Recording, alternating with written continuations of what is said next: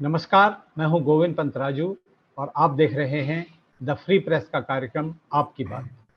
आपकी बात में आज हम चर्चा करेंगे उत्तर प्रदेश में कोविड प्रबंधन को लेकर सरकार के कामकाज की। किस तरह से सरकार काम कर रही है, किस तरह से सरकार व्यवस्था करने की कोशिश कर रही है और जो लॉकडाउन को लेकर सरकार के जो पहले कुछ आग्रह थे, उन आग्रहों में किस तरह का बदलाव हुआ है, इस पर हम चर्चा करेंगे। लेकिन कार्यक्रम शुरू करने से पहले लखनऊ से एक बुरी खबर है आज।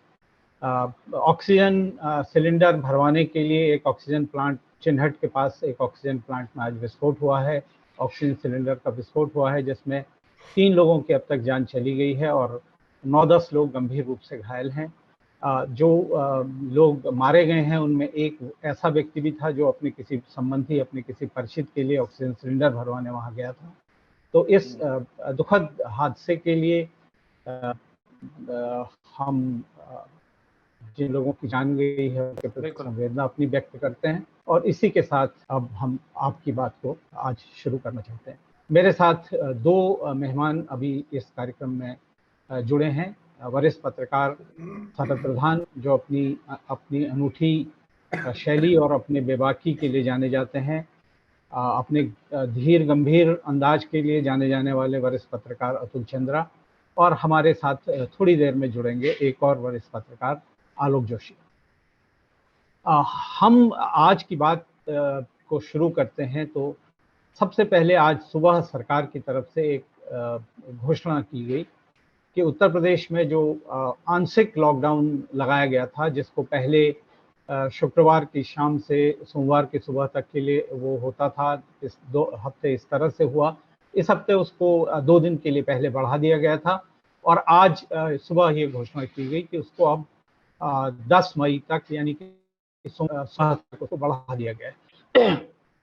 एक तरह से ये जो अंदाज है सरकार का, वो कहीं ये दिखाता है कि सरकार को जो कोविड प्रबंधन को लेकर सरकार का जो शैली है, सरकार का जो काम करने का तरीका है, उसमें कुछ न कुछ कहीं न कहीं कुछ गड़बड़ी ज़रूर। क्योंकि उत्तर प्रदेश सरकार ने ही जब पिछले महीने के आखिरी हफ्ते में इलाहाबाद हाई कोर्ट ने 5 शहरों में आंशिक लॉकडाउन के लिए बात की थी, लगाने का निर्देश दिया था। उस फैसले के खिलाफ उत्तर प्रदेश सरकार सुप्रीम कोर्ट चली गई थी और वहां से उसके खिलाफ वो स्टे लेके आई। उस वक्त सरकार की दलील थी कि हम लॉकडाउन इसलिए लगाना चाहते हैं, इस लॉकडाउन की वजह से लोगों की जो गरीब हैं उनकी चिंता करनी है, उनकी रोजी रोटी पर इससे असर पड़ेगा। लेकिन ये जिस तरह से टुकड़े टुकड़ों में अब लॉकडाउन बढ़ाया जा रहा है, ये मुझे लगता है कि जो गरीब हैं, जो रोजाना कमाई करने वाले लोग हैं, उन लोगों के लिए ये इस तरह से टुकड़े टुकड़ों में उसको बढ़ाया जाना ज़्यादा चिंता की बात है बनिस्बत अगर एकमुश्त सरकार आंशिक लॉकडाउन की भी घोषणा करती तो शायद बेहतर होता। क्या ये जरूरी था? क्या इससे जो सरकार की मंशा है कि वो गरीबों का ध्यान रखना चाहती है, उनकी रोजी रोटी का ध्यान रखना चाहती है, क्या ये मंशा इससे पूरी हो रही है? शरद जी, मैं आपसे जानना चाहता हूँ। गोविंद, मंशा अगर होती तो इस तरीके का ये डबल स्टैंडर्ड्स नहीं अपनाते। मंशा थी ही नहीं, मंशा कुछ और थी। मंशा तो उस टाइम ये थी कि किसी तरीके से भी पंचायत चुनाव हो जाना चाहिए, क्योंकि उसमें उनकी प्रतिष्ठा लगी हुई थी और उन्हें विश्वास था, ओवर कॉन्फिडेंस था कि हम पंचायतों में अपना वर्चस्व कायम कर लेंगे। और एक एक तरीके का माना जा रहा था कि ये सेमीफाइनल होगा, क्योंकि योगी आदित्यनाथ ने अभी तक कोई चुनाव प्रदेश में नहीं कराए। जिस लोकसभा चुनाव नरेंद्र मोदी, विधानसभा चुनाव वो भी नरेंद्र मोदी, ये तो थे ही नहीं कहीं पिक्चर में। ये तो चुनाव खत्म होने के बाद इनका नाम आ गया और ये मुख्यमंत्री बना दिए गए। तो इसलिए जहां तक वो जो मंशा वाली बात आपने कही, उसमें मुझे नहीं लगता किसी प्रकार की मंशा थी कि इस तरीके से ये लॉकडाउन, वाकई में इनका दिल जो है उन गरीब लोगों के लिए था, उनकी रोजी रोटी की फिक्र थी, जिनकी दलील दे करके सुप्रीम कोर्ट से स्टे ले लिया था। और जिस रफ्तार से वो स्टे मिला है वो भी कमाल का स्टे वो था। बहुत कम ऐसा होता है कि आज कोई आदेश जारी हो हाई कोर्ट से और दूसरे दिन की सवेरे सवेरे जो है वो स्टे हो जाए। बहरहाल, वो जो उन्होंने दलील दे करके इसको स्टे कराया, आज की डेट में बताइए, उस टाइम तो सिर्फ 5 जिलों में आंशिक लॉकडाउन की बात थी, आज तो पूरे प्रदेश में है। जो आपने बताया, जो आज जो बढ़ा बढ़ा के 2-2 4-4 दिन बढ़ा बढ़ा के 10 दिन तक तो ऑलरेडी एक्सटेंड हो गया है, वो पूरे प्रदेश भर के लिए। तो सोचिए कितनी, जो हाई कोर्ट के आदेश से जो अगर किसी को तकलीफ भी होती तो बड़ी लिमिटेड सीमित इलाके में और सीमित समय तक थी, अब तो कहीं ज्यादा है उससे दुखी। जो दुखी अगर वाकई में इनके दिमाग में ये था, दिलो दिमाग में बैठा था कि लोगों को तकलीफ होगी, तो अब तो इससे ज्यादा तकलीफ और क्या हो सकती है। और सबसे बड़ी खराबी ये है गोविंद कि इसमें ये नहीं किया गया कि एक बार आप कह दें कि 10 दिन के लिए हो गया, आपने 2 दिन कहा, फिर 4 दिन कहा, फिर 2 दिन कहा। अगर इस तरह करेंगे, एक अगर गरीब आदमी जो बाहर से आता है काम करने के लिए बड़े शहरों में, उसको अगर पता हो कि भाई 10 दिन तक लॉकडाउन है या 15 दिन तक लॉकडाउन है, तो वो चला जाएगा अपने घर जाकर के बैठेगा वहां पे। उसके यहाँ के दूसरे शहर में आने के खर्चे, उसके परिवार को मेंटेन करने के खर्चे, वो तो नहीं होते। आज की डेट में ना वो घर का रहा ना घाट का, क्योंकि ना तो वो जा सकता है, ना वो आप उसको भाई 2 रोज बाद फिर कुछ वापस आना है। तो ये तो बड़ा ही इसको कहेंगे कि बहुत ही बिना सोचे समझे, और जैसा हम बराबर कहते रहे हैं कि यहाँ मुश्किल ये है कि इसकी भी एडवाइस पे चलते हैं मुख्यमंत्री, जो जो ब्यूरोक्रेट्स बड़े काबिल समझे जाते हैं। ये अगर इसी तरीके से चलता रहा तो भगवान मालिक। भगवान मालिक है, ये तो प्रदेश के मुख्यमंत्री भी मानते हैं, क्योंकि वो खुद को भगवान का बहुत बड़ा भक्त मानते हैं। लेकिन जिस तरह से आपने बताया और जिस तरह से उत्तर प्रदेश सरकार की जो कार्यशैली है वो दिखती है, एक तरफ जो एक राज्य के वरिष्ठ मंत्री हैं चिकित्सा शिक्षा से जुड़े, वो कहते हैं कि ऑक्सीजन की कमी नहीं थी और ऑक्सीजन की कमी से कोई नहीं मरा। ये काफी दिन पुराना बयान है उन्होंने उनका। तो ये जिस तक कहा वक्त ऑक्सीजन सरप्लस थी, ज्यादा सरप्लस है और लोग वेस्ट कर रहे हैं, ये तक कह दिया उन्होंने। उस वक्त त्राही त्राही की हालत थी। वही मंत्री अब उस टीम 9 का हिस्सा हैं, जो टीम 9 अब नए सिरे से मुख्यमंत्री ने जिसका गठन किया और जो पूरे कोविड प्रबंधन का काम देख रही है। एक तरफ ये स्थिति है कि लॉकडाउन के बारे में सरकार खुद निश्चित नहीं है, उसके पास कोई पूर्वानुमान नहीं है, कोई आकलन नहीं है। दूसरी तरफ आज डीआरडीओ के एक जो रक्षा मंत्री की तरफ से लखनऊ को एक तोहफा दिया गया था कोरोना के पीड़ित लोगों की मदद के लिए। डीआरडीओ का अस्पताल, 300 बेड का अस्पताल, उसका आज एक तरह से उद्घाटन किया गया। अब वो जो उद्घाटन कार्यक्रम था, उस कार्यक्रम में तमाम बड़ी भव्य सजावट थी, गुब्बारे फूल आकर लगाए गए थे, तमाम तरह की चीज़ें थी, और ऐसा लग नहीं रहा था कि इस तरह की जो परिस्थितियां हैं, जितने एक तरह से राज्य के लिए और ख़ास तौर पर लखनऊ के लिए जितनी दुखद स्थितियां हैं, आज भी जो भले ही संख्या पिछले 24 घंटे में जो बीमार हैं उनकी कम आई है, लेकिन मरने वालों की संख्या आज भी 38 है, लखनऊ की जो सरकारी आंकड़ा है। तो ये ऐसी स्थिति में इस तरह की भव्यता क्या जरूरी थी? अतुल जी, आपका क्या मानना है इसके बारे में? क्या इससे बचा जाना चाहिए था? देखिए, जो नियम होते हैं वो सिर्फ आम आदमी के लिए होते हैं। सोशल डिस्टेंसिंग या 6 फीट की दूरी जो है वो हमारे आपके लिए जरूरी है, मास्क हमारे आपके लिए जरूरी है, बाकी सबके लिए जो नियम बनाते हैं शायद उनके लिए उतना जरूरी नहीं है। मुख्यमंत्री अगर खुद इस तरह से नियम का उल्लंघन करेंगे तो आम जनता के बीच में संदेश क्या जाएगा? तो ये जो आज उन्होंने काम किया है, और दूसरा काम योगी जी ने एक और किया है, गायों के लिए एक हेल्पलाइन शुरू करी है। अरे हेल्पलाइन कोविड पेशेंट्स की तो काम नहीं कर रही है ठीक से। आप ऐसे मौके में गायों के बारे में सोच करके उनके लिए हेल्पलाइन तैयार कर रहे हैं। कुछ तो आप सोच समझ करके काम करिए। हम मानते हैं गाय महत्वपूर्ण है, बहुत जरूरी है, लेकिन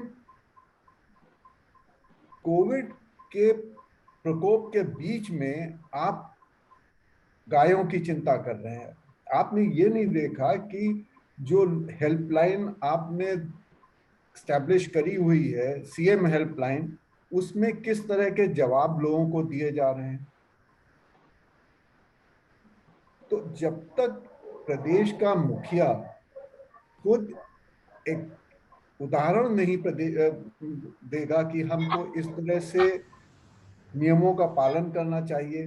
अब ये फीता काटना तो बहुत ही ज्यादा सरकारी वो है, बिना ऐसे मौके पर खासकर आप जा रहे हैं फीता काटने के लिए। अरे क्या जरूरत है भाई, आप किसी पेशेंट से कहते जाओ तुम पहले पेशेंट हो, जाकर के तुम फीता काट दो, वो हमारे ख्याल से एक ज्यादा अच्छा मैसेज देता।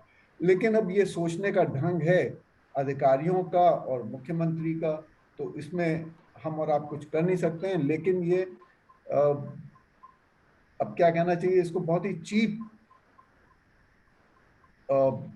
स्टेप था ये, कि आप जा रहे हैं कोविड हॉस्पिटल का फीता काटने के लिए, जबकि उसके बिना भी अस्पताल का काम चलता।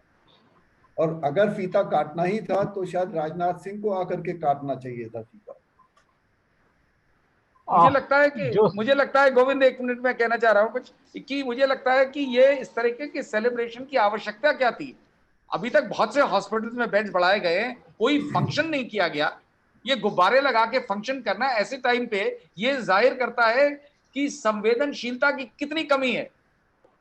मतलब नहीं, मतलब भी नहीं है वो, बल्कि लोग ये कह रहे हैं, कुछ लोगों ने तो सुझाव दिया कि साहब ऐसे में तो जाइए, फिर इस वक्त तो शमशान और कब्रिस्तान में रैली कीजिए, इस वक्त सबसे ज्यादा भीड़ वही है। ये बहुत मतलब ध्रुव सा मजाक है, लेकिन इस परिस्थिति में ऐसा लगता है कि बहुत गलत नहीं है। बिल्कुल, ये निश्चित तौर पर जो राज्य सरकार का जो प्रबंधन का तरीका है, वो कहीं न कहीं उसमें मानवीय संवेदनाओं की कमी दिखती है।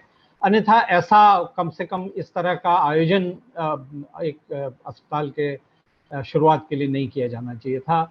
अगर अधिकारियों ने इसकी तैयारी भी कर दी थी तो मुख्यमंत्री को शायद बड़प्पन दिखा के इससे अपने को अलग करना चाहिए था और उन लोगों को इस बात के लिए डांटना चाहिए था। लेकिन जिस तरह से कार्यक्रम हुआ, हो सकता है कल इस तरह का सरकारी प्रेस नोट आ जाए कि जो बैलून लगाए गए थे, बैलून तो फुलाना इस वक्त कोरोना के लिए बहुत एक कोरोना से बचाव का संकेत है और इसलिए इस तरह की चीज कराई गई। इस तरह का भी सरकार की तरफ से बचाव बयान आ सकता है।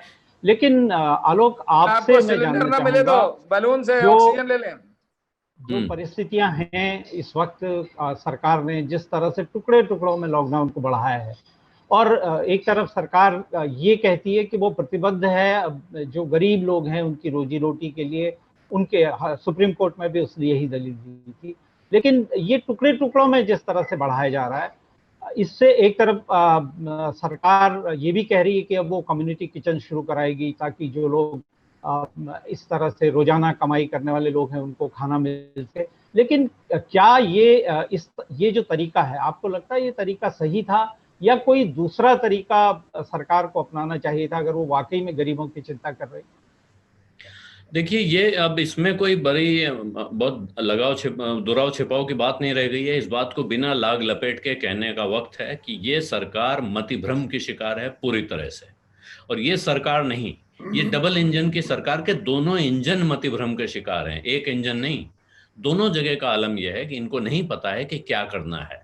आप देखिए, भारतीय जनता पार्टी के सांसद हैं सुब्रमण्यम स्वामी, उन्होंने कहा है कि इस पीएमओ के भरोसे नहीं रहा जा सकता है। इस वक्त अब ये कोविड कंट्रोल की कमान नितिन गडकरी को दे दी जानी चाहिए और हर्षवर्धन भी उनके साथ बेहतर काम कर पाएंगे। ये भारतीय जनता पार्टी के सांसद हैं जो बहुत किलर इंस्टिंक्ट वाले सांसद माने जाते हैं। तमाम दूसरे पार्टियों के नेताओं को जेल तक पहुंचाने में उनकी बड़ी भूमिका है और आमतौर पर वो हल्की बात नहीं करते हैं। जो बात कहते हैं उसके पीछे फिर वो बड़े लंबे उसको दूर तक ले जाने के लिए तैयार है। कॉन्फेडरेशन ऑफ इंडियन इंडस्ट्री का एक बयान है, मैं आपको सुनाता हूं, जो 3 दिन पहले उदय कोटक ने बयान दिया है, जो CII के प्रेसिडेंट हैं। मैंने वो निकाला अभी। उन्होंने कहा है वॉलंटरी मेजर्स, उन्होंने इंडस्ट्री को कहा कि वॉलंटरी मेजर्स इस्तेमाल कीजिए to break the chain of transmission, और कॉर्पोरेट इंडिया को कहा है कि ये इंश्योर कीजिए कि आपकी एम्प्लॉय बैलेंस शीट हेल्दी रहे। यानी बाकी अपनी बैलेंस शीट भूल जाइए, अपने कर्मचारियों की बैलेंस शीट पे ध्यान दीजिए। और साथ में उन्होंने इंडस्ट्री को, सरकार से आग्रह किया कि सारी नॉन एसेंशियल इकोनॉमिक एक्टिविटी रोक दीजिए जिसमें किसी कर्मचारी की काम की जगह पर फिजिकल प्रेजेंस की जरूरत होती है, अगले कम से कम 2 हफ्ते के लिए। ये वो संगठन हैं जिनके डर से सरकार लॉकडाउन नहीं लगा रही है, जिनके बारे में सरकार को ऐसा लगता है कि अगर हम लॉकडाउन लगा देंगे तो ये संगठन हमारा विरोध करने आएंगे। ये भारत का सबसे बड़ा, सबसे प्रभावशाली उद्योग संगठन है।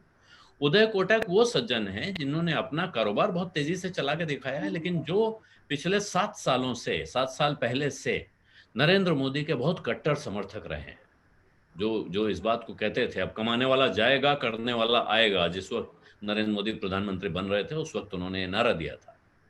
वो अगर ये कह रहे हैं, उत्तर प्रदेश में इलाहाबाद हाईकोर्ट ने आदेश दिया कि आप लॉकडाउन लगा दीजिए 5 शहरों में, और ये सरकार सुप्रीम कोर्ट चली गई ये कहते हुए कि साहब लॉकडाउन लगाने का फैसला तो हमारा होगा, इसमें अदालत क्यों इंटरफेयर कर रही है। और वो महान सुप्रीम कोर्ट जिसने उस पे उनको स्टे भी दे दिया। अब क्या हो रहा है उस दिन के बाद से आप लगातार देखें तो पहले हम वीकेंड लॉकडाउन लगाएंगे, फिर उसको 2 दिन बढ़ाएंगे, फिर उसको 3 दिन बढ़ाएंगे। कुल मिला के कहानी वहां जा रही है जिसमें पुराना किस्सा आपने सुना होगा सबने, प्याज, जूता और जुर्माना 3 ऑप्शन दिए जाते हैं। उसमें जिसको सजा मिली है वो कह लेता है साहब प्याज खा लूंगा। अंत में जब नतीजा ये आता है कि वो लगभग 100 प्याज खाता है, लगभग 100 जूते खाता है और अंत में 100 रुपए जुर्माना भी भरता है। इस लॉकडाउन की परिस्थिति से निपटने का एक सीधा फॉर्मूला और आंख कान इस्तेमाल करना चाहिए। और ऐसी परिस्थितियों में, आपदा की परिस्थिति में समझदार लीडर वो है जो सही सलाह को पहचाने और उसको माने। अभिजीत बनर्जी हमारे देश के रत्न हैं, नोबेल प्राइज विनर इकोनॉमिस्ट हैं। उन्होंने बिल्कुल शुरू में कह दिया था कि आपको लोगों को पैसा देना पड़ेगा, डायरेक्ट लोगों की जेब में पैसा डालना पड़ेगा, इसके अलावा कोई रास्ता नहीं है। ना नुकुर करके किसी को 6,000, किसी को 2,000, इसको देंगे उसको नहीं देंगे, तमाम कहानियां। और इसमें केंद्र ही नहीं, तमाम राज्य सरकारों ने भी बहुत मूर्खताएं की हैं, जिसका नतीजा हमने पिछले दौर में भुगता और इस दौर में हम ज्यादा भुगत रहे हैं। ये वेव बहुत खतरनाक है, इस बात को समझना चाहिए। और आज प्रधानमंत्री के साइंटिफिक एडवाइजर वेंकट राघवन ने कहा तीसरी वेव भी आने वाली है जो इससे भी ज्यादा खतरनाक होगी। इसके बावजूद अगर नहीं चेतेंगे हम लोग, ये बात सही है कि बड़ी भारी इकोनॉमिक, बड़ा भयानक इकोनॉमिक डिस्ट्रप्शन होगा।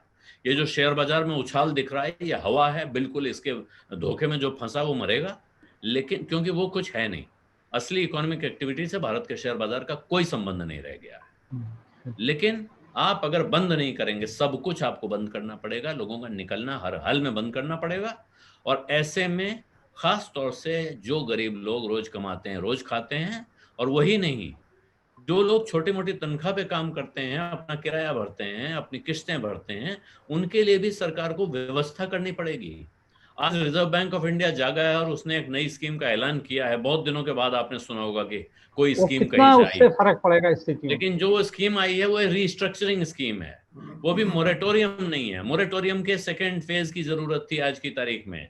आज की तारीख में जरूरत थी कि निर्मला सीतारमण आए और एक बहुत बड़ा स्टिमुलस पैकेज अनाउंस करें और कहें कि हम ये बड़ा स्टिमुलस पैकेज दे रहे हैं, लोगों के खातों में पैसा जा रहा है, आपके घरों पर राशन पहुंचेगा, गाड़ियां चलेंगी सरकार की, आपको घर से बाहर निकलने की आवश्यकता नहीं पड़ेगी, जहां हैं वहां रहिए।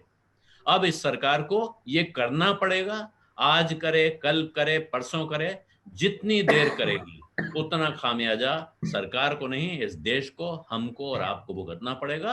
अपने आसपास देखिए, मैं खुद अपने परिवार में देख रहा हूं, अपने जानने वालों में देख रहा हूं किस तेजी से बीमारी फैल रही है और ये कितने भयानक स्तर पे फैल रही है। लेकिन ये जो आपने अभी कहा, और ये मुझे वास्तव में मतलब आश्चर्य हो रहा है, ये सिर्फ मतिभ्रम का मामला है और कुछ नहीं। ऐसा नहीं है कि योगी आदित्यनाथ कोई ऐसे पत्थर दिल आदमी है कि वो ऐसे मौके पे जश्न मनाना चाहते हैं।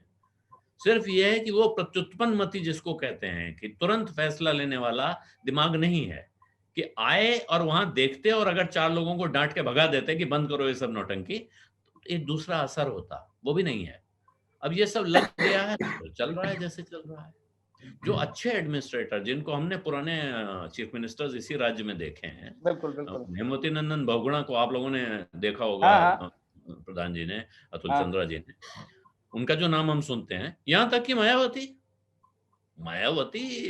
के बारे में बहुत सी बुरी बातें हैं कि तमाम नहीं सुनती थी, अफसरों के भरोसे रहती थी, लेकिन मायावती को अफसर नहीं चलाते थे, मायावती अफसरों को चलाती थी। अफसर कांपते थे उनसे, 1 मिनट के अंदर तय हो जाता था, सुनो ये काम करो नहीं तो गए। ये डर मेरे ख्याल से आज की तारीख में उत्तर प्रदेश के अफसरों में है नहीं। भले ही एक टीम 11 चली गई, टीम 9 आ गई, लेकिन ये टीम 9, टीम 11, टीम 5, टीम 7, ये किसी गणितज्ञ ने उनको समझा दिया है कि ऐसे ऐसे फॉर्मूले बनाने से बहुत बड़ी आपकी इमेज बन जाएगी कि आप बड़े भारी मैनेजमेंट के एक्सपर्ट हैं। लेकिन मुझे लग नहीं रहा है कि कोई इमेज बन रही है। और ये योगी आदित्यनाथ जो अभी 6 महीने पहले तक इस देश में बड़े सबसे उभरते हुए सितारे थे, प्रधानमंत्री पद के दावेदार माने जा रहे थे, इस वक्त ये बिल्कुल एक तरह से एक फिसड्डी मुख्यमंत्री साबित हो गए हैं। और इसके बाद भी अगर ये खुद नहीं चेतते हैं, इनकी पार्टी नहीं चेतती है, तो ये आगे बहुत खतरनाक स्थिति में अपने आप को जहां ले जाएंगे ले जाएं, इस प्रदेश को और प्रदेश की जनता को बहुत खराब जगह ले जा रहे हैं। मैं गोविंद जी माफी चाहता हूं, लेकिन मुझे निकलना भी पड़ेगा, इसलिए मैं आपसे, क्योंकि किसी और चक्कर में उलझा था, लेकिन शरद जी का आदेश था तो आना भी था। बहुत बहुत धन्यवाद आलोक। धन्यवाद आलोक, आपका धन्यवाद।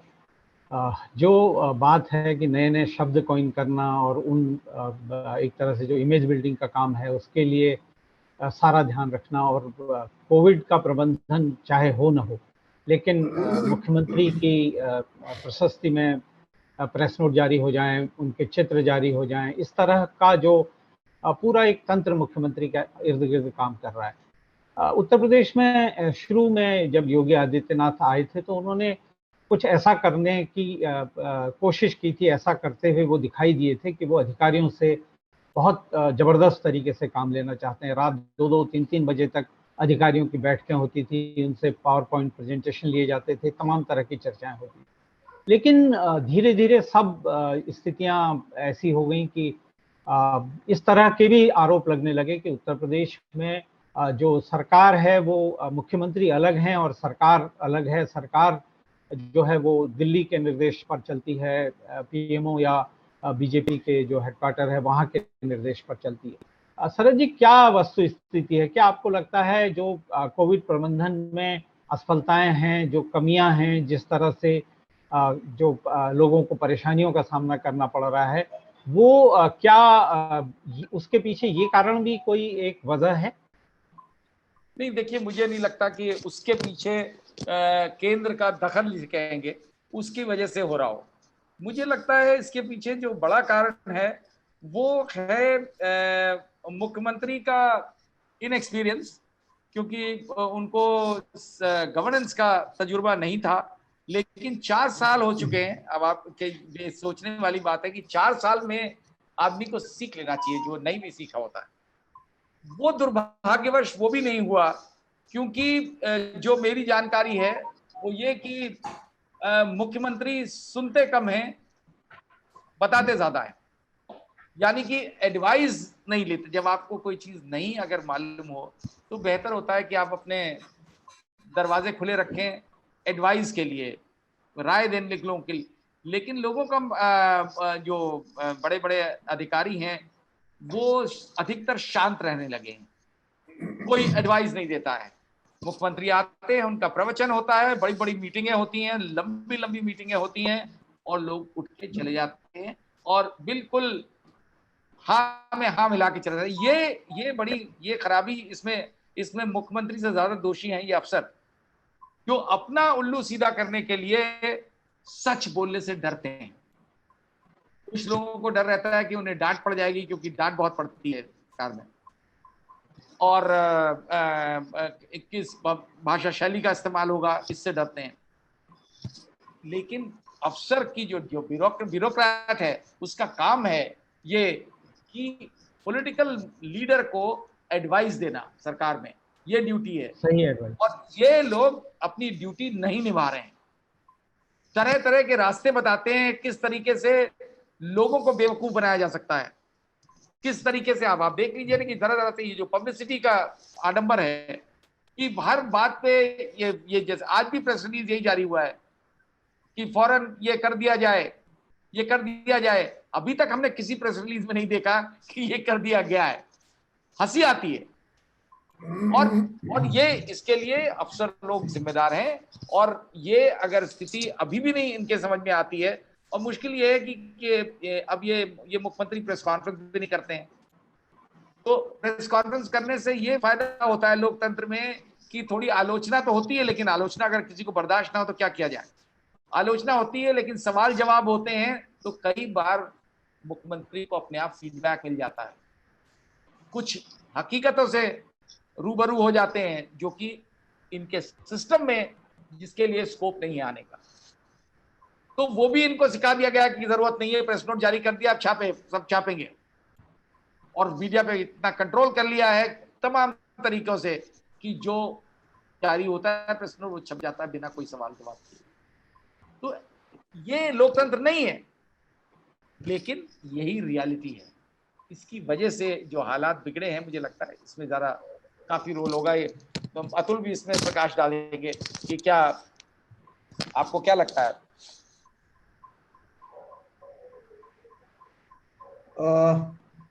जैसे आलोक जोशी कह गए थे कि इन मुख्यमंत्री की कार्यशैली ही सबसे अलग है।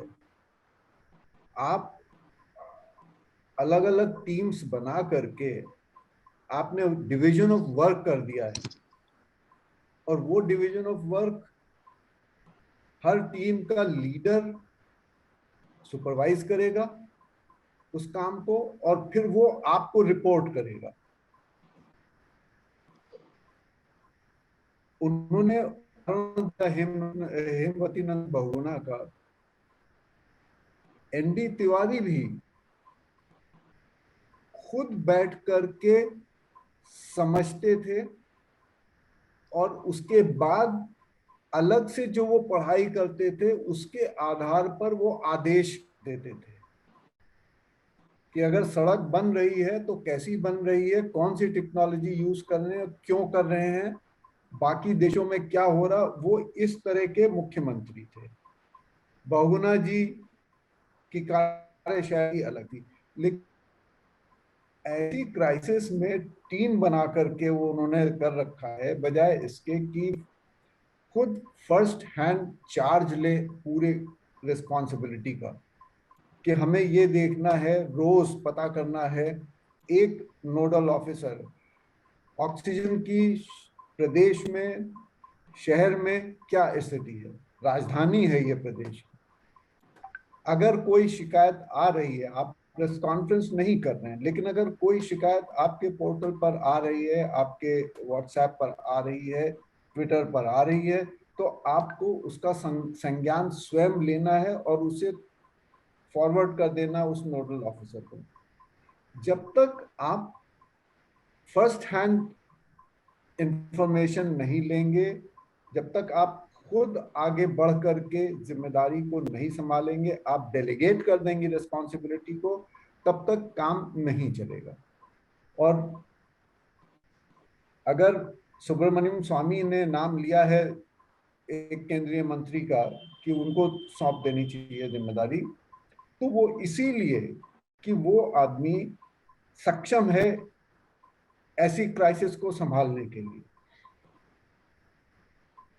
अब ये समय तो नहीं है कि प्रधानमंत्री और अमित शाह सोचें कि यूपी में और किसको क्या दिया जा सकता है, लेकिन एक किसी और जिम्मेदार व्यक्ति को रिस्पॉन्सिबिलिटी देनी चाहिए कि तुम जाकर के कोऑर्डिनेट करो क्या क्या एफर्ट्स हो रहे हैं, बजाय इसके कि हम देखें कि रोज हमारे फ्रंट, सेकंड और थर्ड पेज पर मुख्यमंत्री की फोटो है या नहीं है कुछ करते हुए या भाषण देते हुए। हमको देखना चाहिए कि क्या काम हुआ। हमारा काम हेडलाइन से चल जाएगा, फोटो हो या ना हो, लेकिन वो चीज नहीं हो रही है। फोटो अपॉर्चुनिटी की तलाश ज्यादा है। मुख्यमंत्री ने आज ये कहा, आज मुख्यमंत्री ने ये आश्वासन दिया अभी बात हो रही थी गरीबों की। अब गरीबों को कितना राशन मिल रहा है, क्या क्या मिल रहा है, इसके लिए कोई जा रहा है देखने के लिए? किसी के पास फुर्सत नहीं है कि वो जाके देखे कि उनको राशन सही मात्रा में और सारी चीजें मिल रही हैं कि नहीं मिल रही। आपने गरीबों को उनके हाल पे छोड़ दिया, और जो आपका ये एडहॉक मेजर है लॉकडाउन लगाने का, इसमें जो शरद जी ने कहा कि इससे एक अनसर्टेनिटी रहती है।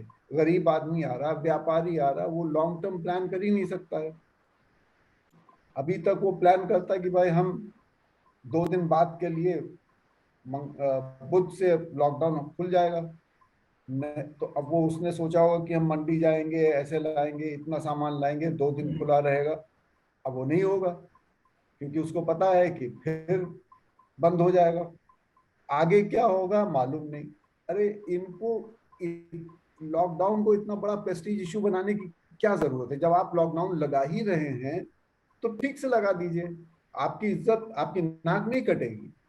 लेकिन ये है कि हाई कोर्ट ने कहा है तो हम नहीं करेंगे, बस एक जिद बन गई है। नहीं, लेकिन अब हाईकोर्ट के फैसले से काफ़ी आगे की बात हो गई है, और लोकतंत्र में चुनी हुई सरकारों को कम से कम थोड़ा अगर वो अपने निर्णय पर पुनर्विचार भी करना पड़े जनहित में, तो उन्हें इस पर कोई संकोच नहीं होना चाहिए। तो सरकार को अगर किसी वक्त उसकी ईगो हर्ट हुई थी लॉकडाउन के निर्देश को लेकर, लेकिन अगर आज वक्त का ये तकाजा है, ज़रूरत ये है कि लॉकडाउन लगाया जाए और एक निश्चित अवधि के लिए बताया जाए लोगों को कि कम से कम इतने दिन तमाम तरह की चीज़ें प्रतिबंधित रहेंगी, तो जो अनिश्चितता की स्थिति है शायद वो वैसी स्थिति नहीं रहेगी।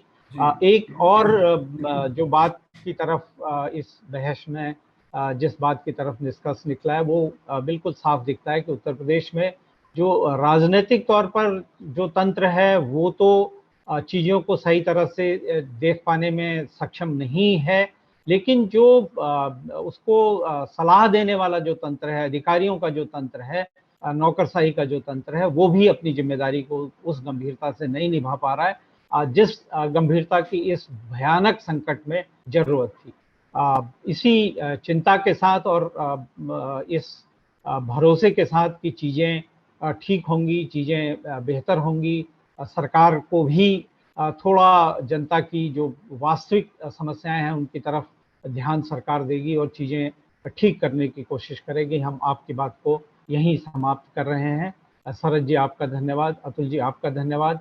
अपने दर्शकों से हम आह्वान करते हैं कि वो हमको लाइक करें, सब्सक्राइब करें और अपने जो विचार हैं, अपने जो सुझाव हैं, हमको लगातार उनसे अवगत कराते रहें ताकि हम ज़्यादा बेहतर तरीके से आपकी बात को प्रस्तुत कर सकें। आप सबका धन्यवाद। नमस्कार।